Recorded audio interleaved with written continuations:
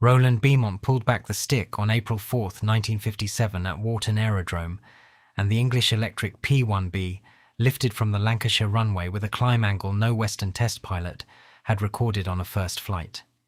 Within 4 minutes, he was above 40,000 feet.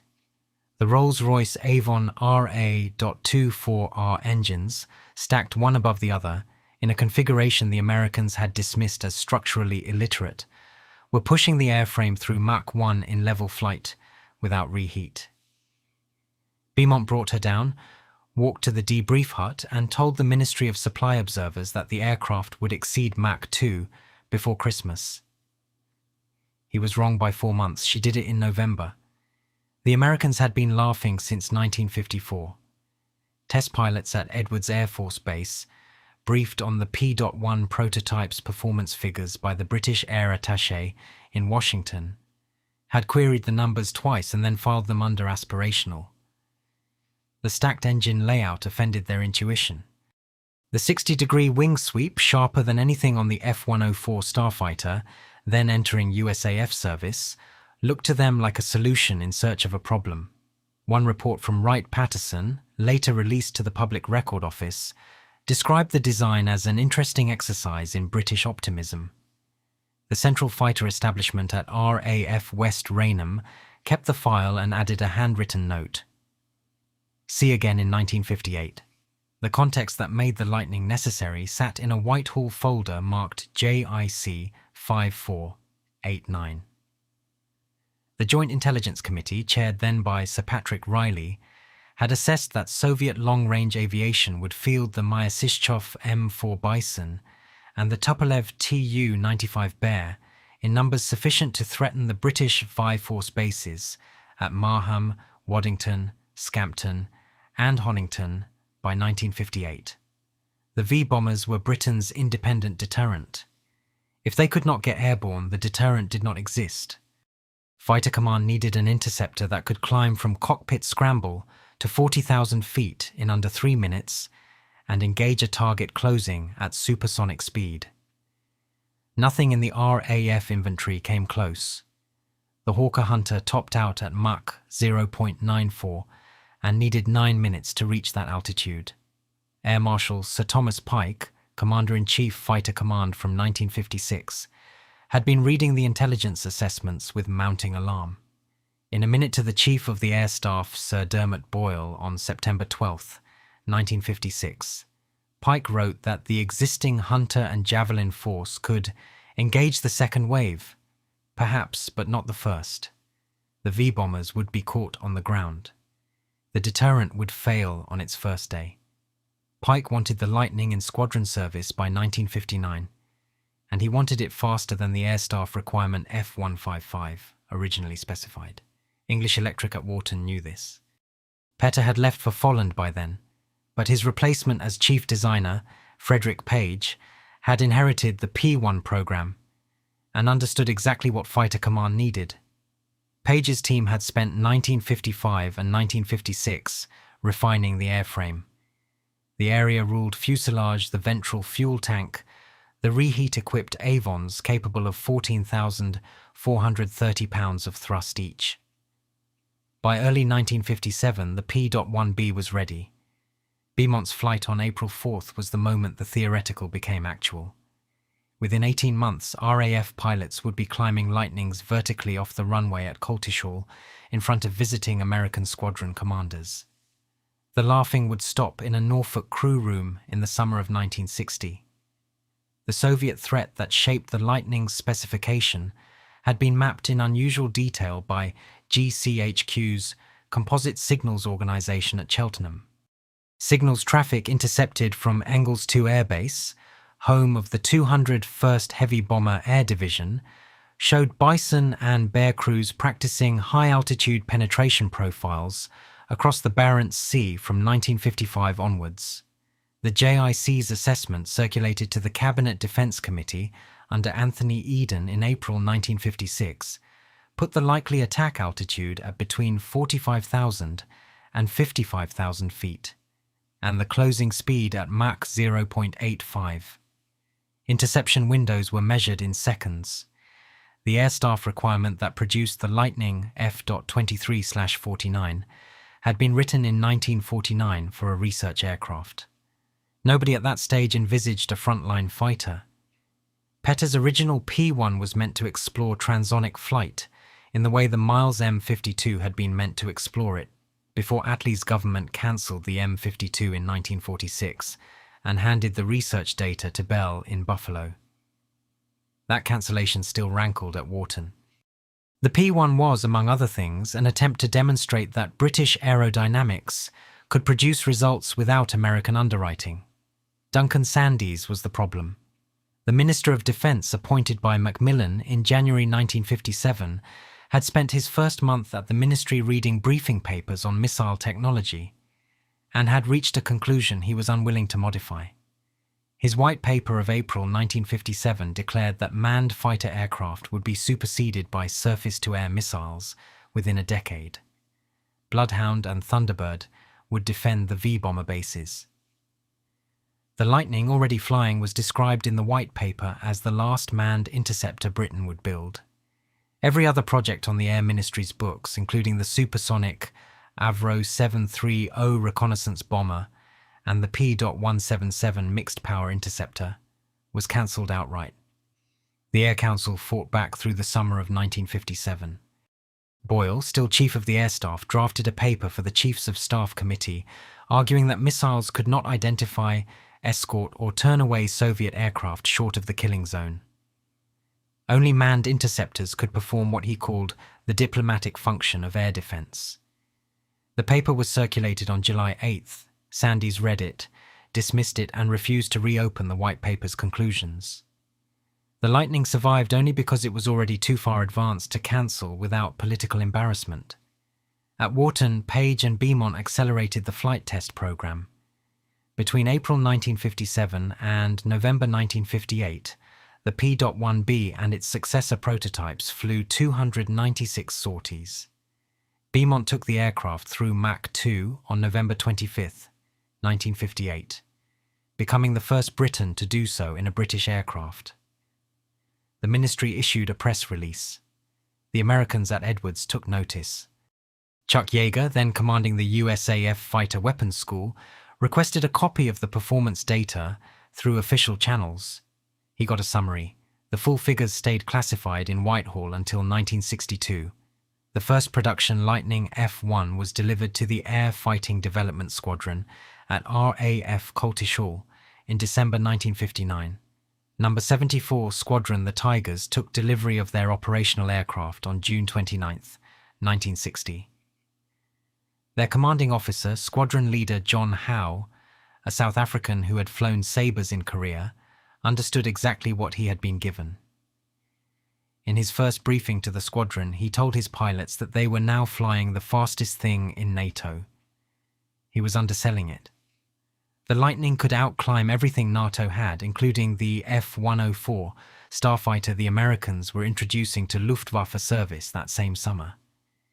What the Americans did not yet know, and what Howe was about to demonstrate to them in Norfolk, was how far ahead the margin ran.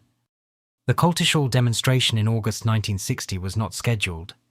A USAF liaison delegation from the 20th Tactical Fighter Wing at Wethersfield had come north to see the new British interceptor as a courtesy call, and Howe had planned a static display and a briefing. The visiting Americans were courteous, skeptical, and running behind schedule. One of them, according to the recollection Howe recorded for the RAF Historical Branch in 1987, asked whether the Lightning could actually do what the Warton Press releases claimed. Howe walked to the flight line, spoke to his duty pilot, Flight Lieutenant Ken Goodwin, and ordered a scramble.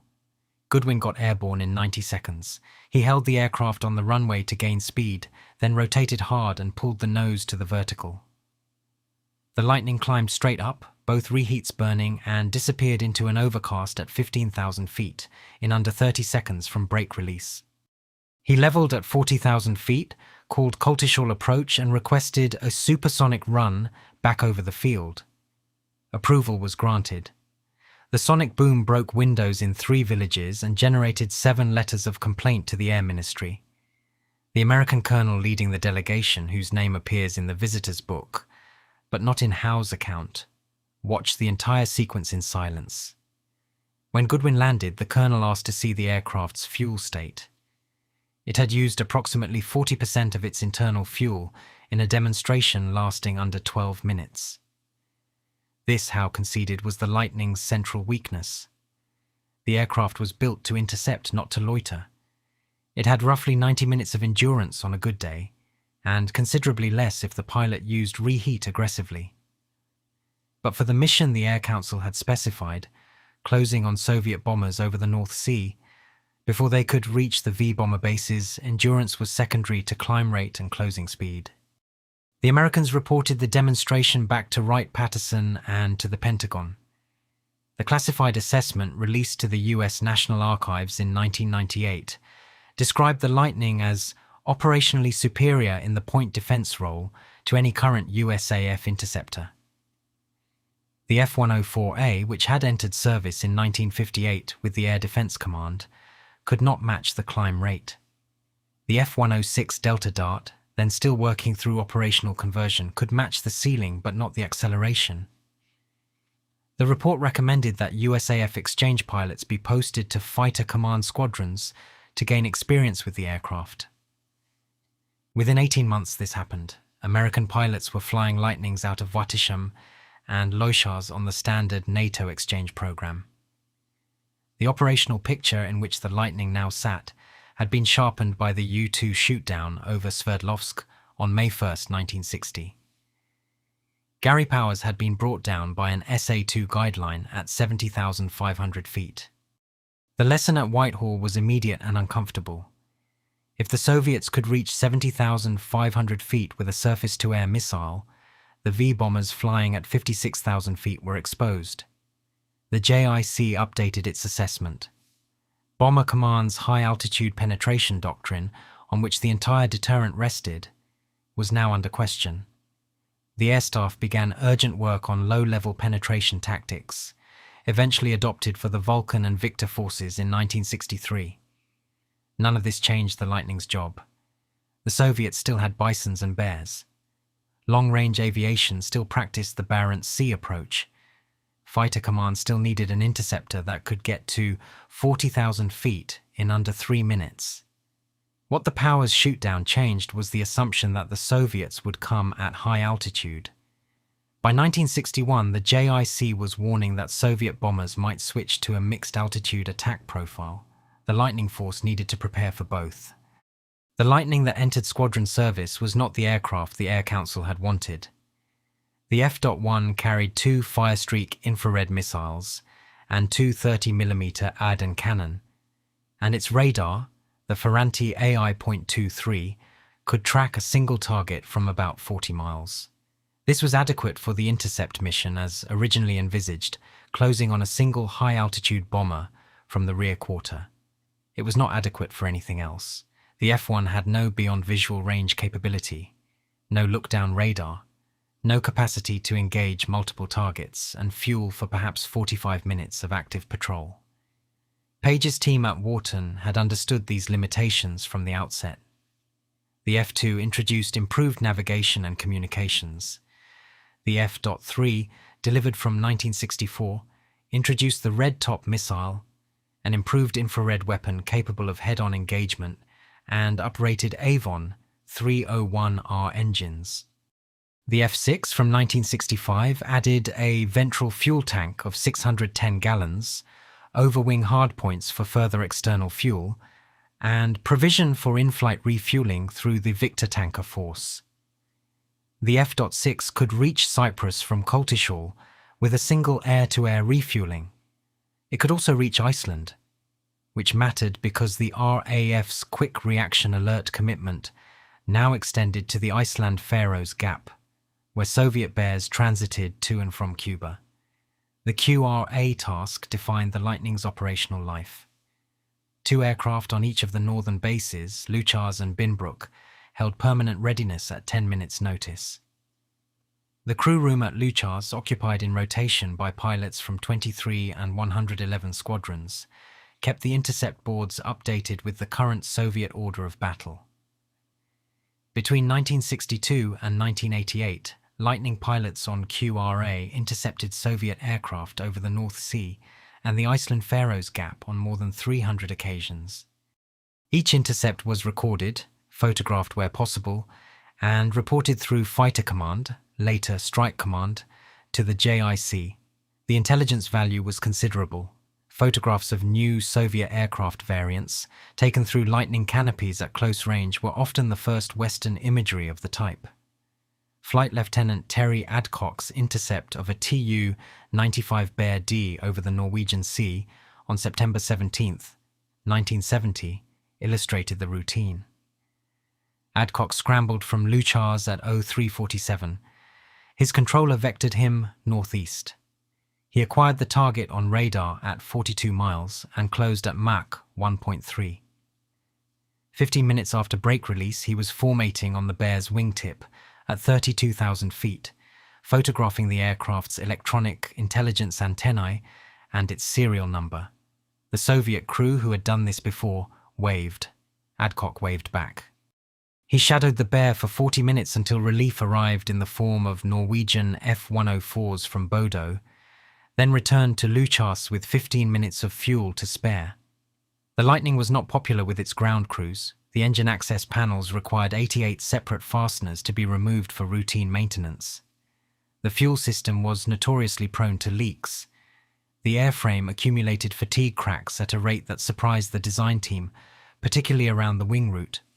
Serviceability rates ran at around 60% through most of the 1960s, well below the RAF's target of 75%. Air Chief Marshal Sir Dennis Smallwood, Commander-in-Chief Strike Command from 1969, described the Lightning in a minute to the CAS in 1971 as the finest interceptor in NATO and the greatest engineering headache in the Royal Air Force. Both halves of the sentence were accurate. By 1972, the RAF was flying 7 Lightning squadrons. The aircraft was expected to remain in service until the mid-1970s, when its successor, the Panavia Tornado F.2, would take over the air defense role. Nobody at Whitehall in 1972 anticipated that the Lightning would still be intercepting Bears in 1988. The Tornado's delay changed everything. The Panavia Consortium, formed in 1969 with West Germany and Italy, had been meant to deliver the Interdictor Strike variant by 1976 and the Air Defense variant by 1978. Neither timetable held. Development difficulties with the Fox Hunter radar, produced by Marconi at Stanmore, pushed the ADV's in-service date back repeatedly. By 1979, when Margaret Thatcher entered Downing Street, the Tornado F2 was still 4 years from operational service. The Lightning, expected to have retired in 1976, was now required to soldier on until at least 1985. Strike Command adapted. The remaining Lightning squadrons at Binbrook 5 and 11 received major overhauls at BAC's Warton facility. Airframes were stripped, re-skinned around the wing roots, and returned to service with fresh fatigue lives. The QRA task continued. The Soviet threat, if anything, was intensifying. Long-Range Aviation had introduced the Tu-22M backfire in the mid-1970s, an aircraft capable of Mach 1.8 and armed with the KH-22 anti-ship missile. The JIC assessed that backfires operating from Kola Peninsula bases could threaten NATO reinforcement convoys in the North Atlantic. The Lightning was tasked with intercepting them. Sir Peter Hennessy has documented the atmosphere of the late Cold War in Whitehall extensively, and the picture he draws is of a defence establishment stretched to its limits by a threat that refused to diminish. The Nott Review of 1981, commissioned by John Nott as Defence Secretary, proposed cutting the surface fleet to fund a strengthened continental commitment. The RAF's air defence budget was protected, but only just. The Lightning Force was scheduled for retirement in 1987, with the Tornado F.3 taking over. Then came the Falklands. The war in April to June 1982 had no direct bearing on the Lightning Force, which was not deployed south. Ascension Island was too far from the theatre for Lightning operations, even with tanker support. But the Falklands experience reshaped British defence, thinking in ways that affected the Lightning's final years.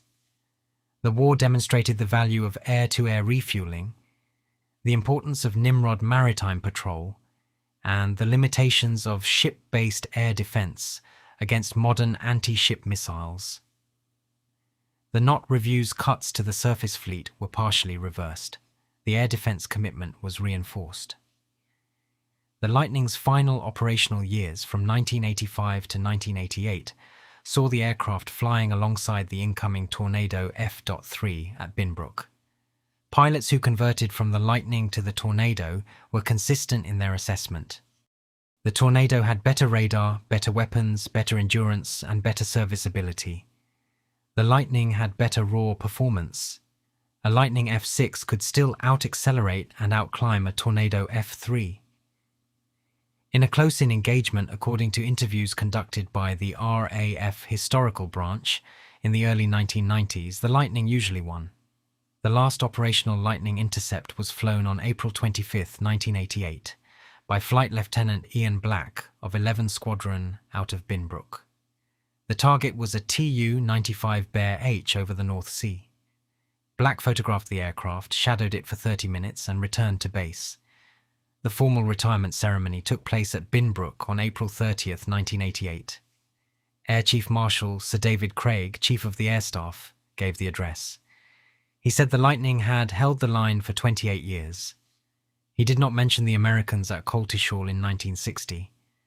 He did not need to. The Lightning's contribution to the British deterrent went beyond the aircraft itself. Fighter Command's ability to defend the V-bomber bases underwrote the credibility of the deterrent. If the Soviets believed they could destroy the V-force on the ground, the deterrent failed. If they believed the V-force would get airborne despite them, the deterrent held. The Lightning's role was to make the second belief reasonable. The V-force itself was substantial by the early 1960s. The Air Ministry's returns for 1962 showed 159 V-bombers in frontline service.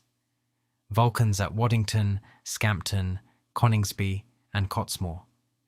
Victors at Cottesmore, Honington and Wittering. Valiants at Marham, Gaydon and Wittering.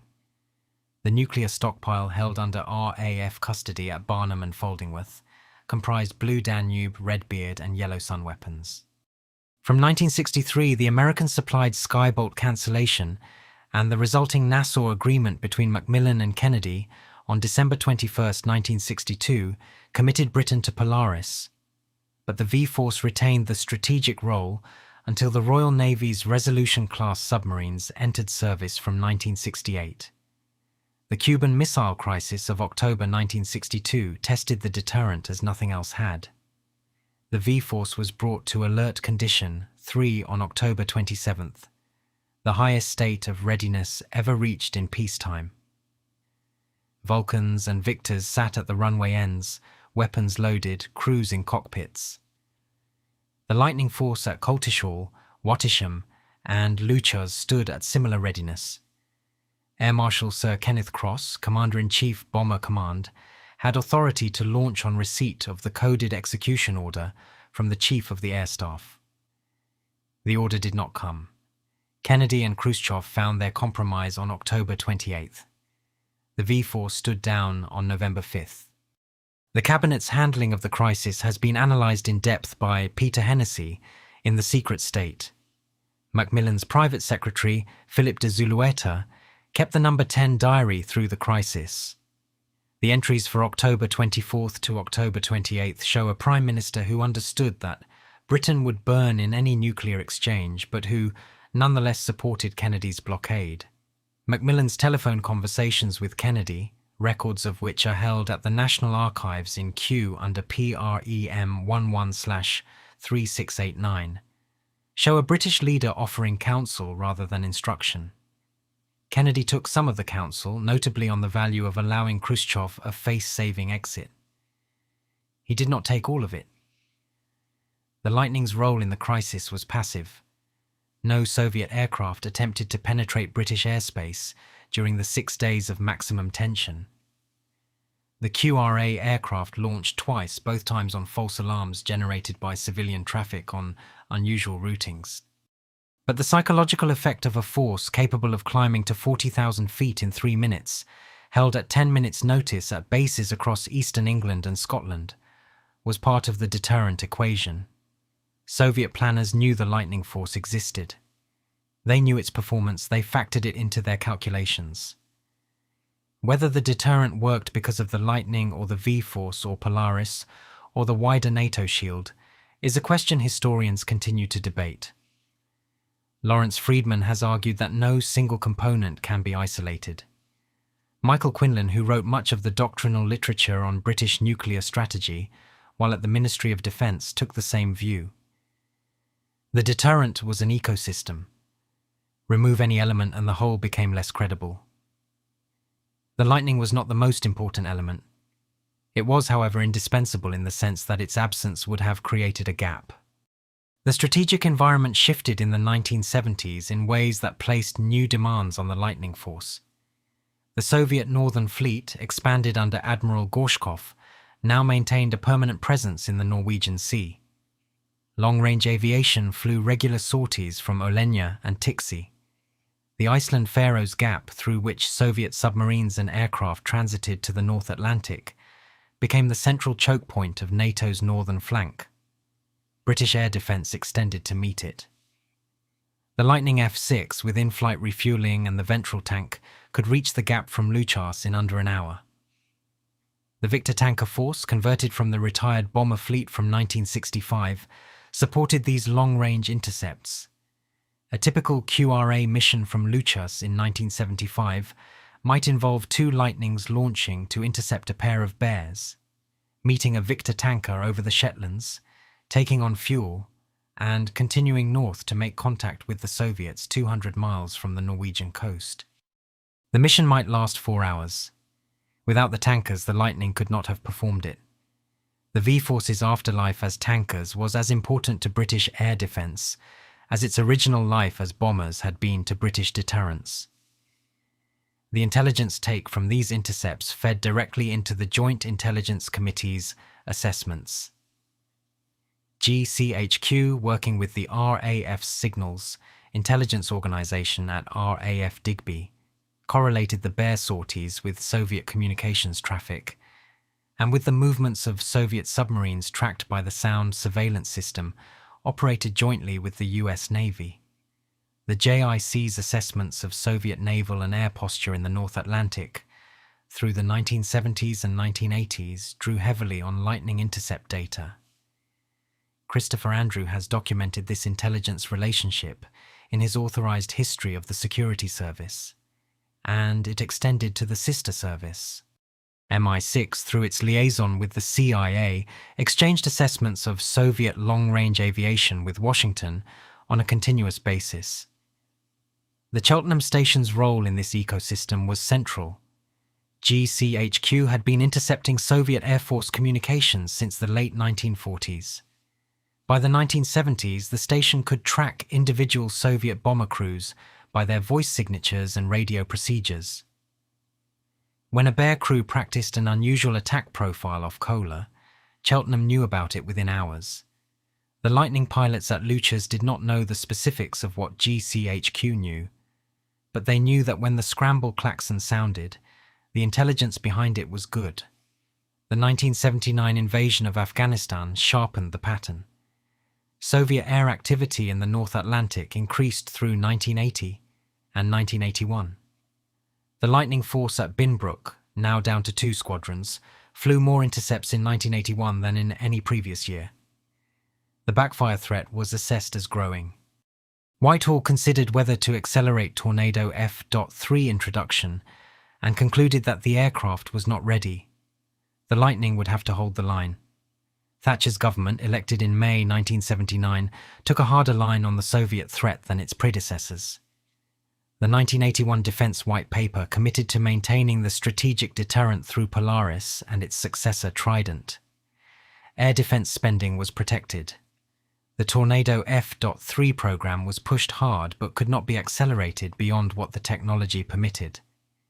The Lightning kept flying, Frederick Page, who had led the Lightning's design in the 1950s, was by now knighted and chairman of British Aerospace. In a lecture to the Royal Aeronautical Society in 1983, Page reflected on the aircraft's longevity. He said the Lightning had been designed for a 10-year operational life and had achieved nearly 30. He attributed this partly to the airframe's fundamental soundness and partly to the failure of any successor to arrive on time. The audience laughed. Page did not. Gorbachev's arrival at the Kremlin in March 1985 did not immediately change the pattern of Soviet air activity. Bears continued to fly the Norwegian sea routes. Backfires continued to exercise against notional NATO convoys. The Lightning force at Binbrook continued its QRA rotation. The Reykjavik summit of October 1986, at which Reagan and Gorbachev came within reach of an agreement to eliminate nuclear weapons, produced no immediate reduction in Soviet military posture. The intercepts continued through 1987. What changed in the last 2 years of the Lightning's service was the political context in which the interceptions took place. The Intermediate Range Nuclear Forces Treaty, signed by Reagan and Gorbachev in Washington on December 8, 1987, removed a whole class of weapons from Europe. Cruise missiles at Greenham Common and Molesworth would be withdrawn. Soviet SS-20s in Eastern Europe would follow. The Cold War was not over, but its shape was changing. Thatcher had told the Conservative Party conference in Blackpool in October 1984 that Gorbachev was a man she could do business with. By 1987, that judgment was widely shared in Whitehall. The Lightning's retirement on April 30, 1988, came at a moment when the aircraft's original purpose was diminishing. There would be fewer Bears in the future, not more. The V-bomber bases the Lightning had been designed to defend had themselves been reconfigured. Waddington now flew Nimrods. Scampton had become a training station. The nuclear deterrent had passed entirely to the Royal Navy's Vanguard-class program, then under construction at Barrow. The strategic environment that had produced the Lightning in 1957 no longer existed in 1988. Craig's address at Binbrook on April 30th emphasized continuity rather than closure.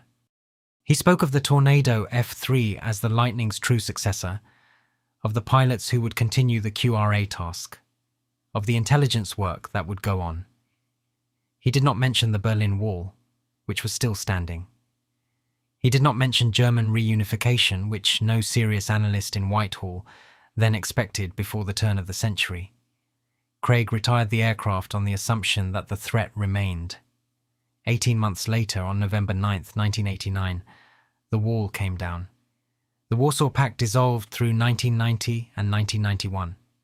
On December 25, 1991, Gorbachev resigned as president of the Soviet Union, and the red flag came down over the Kremlin. The Bears stopped flying the Norwegian sea routes. The backfires returned to their bases and stayed there. The strategic environment that had shaped British defence policy for 46 years ceased to exist. The Lightning had been retired at the right moment, if not for the right reasons. The aircraft that had made American test pilots stop laughing in 1960, that had climbed vertically off runways at Coltishall and Luchars and Binbrook for 28 years, that had held the QRA line through the Cuban Missile Crisis and the Prague Spring, and the Able Archer exercise of 1983, ended its operational life exactly as the world it had been built to face was beginning to dissolve. Beamont, still alive at the time of the retirement, was invited to Binbrook for the ceremony. He watched the last Lightnings take off, climb, and disappear. In a letter to Frederick Page, written the following week, held in the BAE Systems Heritage Archive at Warton, Beamont observed that the aircraft had done everything asked of it, and rather more besides. Page wrote back with a single sentence, "So it should have. We designed it properly." The Americans at Wright-Patterson had been laughing in 1954. By 1960, they had stopped. By 1988, when the last Lightning came home, no one was laughing about British interceptors anywhere in NATO. Whether they remembered why is another question.